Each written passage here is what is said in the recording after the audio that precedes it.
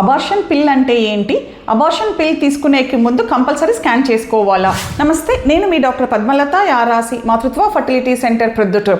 ఇవాళ ఓపీడీకి ఒక పేషెంట్ని తీసుకొని వచ్చారండి. ఆల్మోస్ట్ పేషెంట్ బీపీ లేదు, పల్స్ లేదు.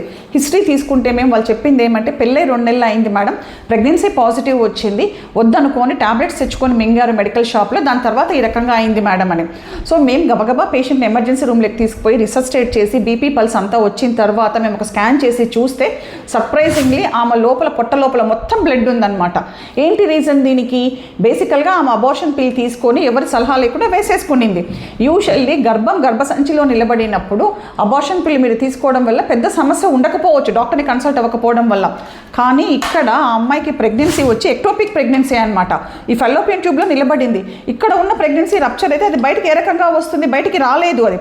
సో లోపలనే హెవీగా పొట్టలోనే అంతా బ్లీడ్ అయిపోయి ఆ అమ్మాయి కోమాలకి పోయే స్టేజ్లో తీసుకొని వచ్చారనమాట. ఎమర్జెన్సీగా అమ్మాయికి లాప్రోస్కోపీ చేసి మేము సర్వైవ్ చేయాల్సి వచ్చిందనమాట అమ్మాయి. సో నేను ఒక డాక్టర్గా మీకు అందరికీ రిక్వెస్ట్ చేసేది ఏమంటే, అబార్షన్ పిల్ మీరు తీసుకోవాలని అనుకుంటే డాక్టర్ సలహా తీసుకొని ఒక స్కాన్ చేయించుకొని అది గర్భసంచి లోపల ఉందా ప్రెగ్నెన్సీ, గర్భసంచి బయట ఉందా అంటే ఎక్టోపిక్ ప్రెగ్నెన్సీనా అని రూల్ అవుట్ చేసుకున్న తర్వాత అబార్షన్ టాబ్లెట్ తీసుకోండి. Thank you.